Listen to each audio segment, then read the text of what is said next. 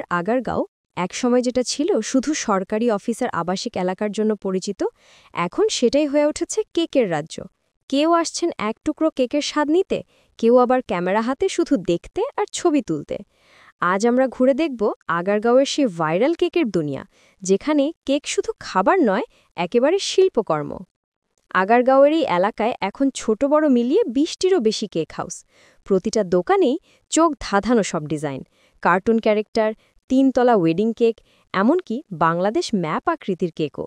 দোকানদাররা বলছেন, আগে দিনে ২-৩টা কেক বিক্রি হতো, এখন তা বেড়ে দাঁড়িয়েছে ৩০ থেকে ৪০টা। আর সবচেয়ে আশ্চর্যের বিষয়, অনেকেই কেক কিনতে না এসে শুধু দেখতে আসেন, ফোন বের করে ভিডিও করেন, স্টোরি দেন, আর সেই ভিডিওগুলোই এখন সোশ্যাল মিডিয়ায় ভাইরাল। এখানকার বেকারদের হাতের কাজ দেখলে অবাক হবেন। কেউ চকলেট দিয়ে ফুল বানাচ্ছে, কেউ আইসিং দিয়ে পাখি আঁকছে। একজন বললেন, ভাই, এখন শুধু কেক নয়, এটা একটা ফ্যাশন। জন্মদিন, বিয়ের অনুষ্ঠান, এমনকি অফিস পার্টি, সব জায়গাতে এখন আগারগাঁওয়ের কেকের কদর।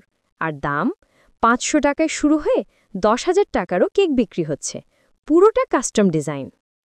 একজন ক্রেতা বললেন, আমি এসেছি মেয়ের জন্মদিনের কেক নিতে, কিন্তু এত সুন্দর ডিজাইন দেখে নিজের জন্মদিনও এখান থেকে করতে ইচ্ছে করছে।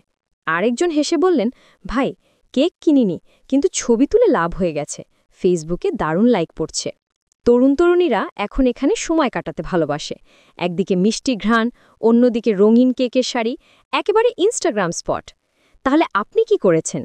আগারগাঁওয়ের কেকের রাজ্য এখনও ঘুরে দেখেননি? চলে আসুন একদিন, স্বাদের জন্য, না হলে অন্তত চোখের আর মনটার জন্য। এই ছিল আজকের মিষ্টি ভ্রমণ। ভিডিওটি ভালো লেগে থাকলে লাইক দিন, বন্ধুদের সঙ্গে শেয়ার করুন, আর সাবস্ক্রাইব করুন আমাদের চ্যানেল, যেন পরের বারও মজার গল্প নিয়ে হাজির হতে পারি।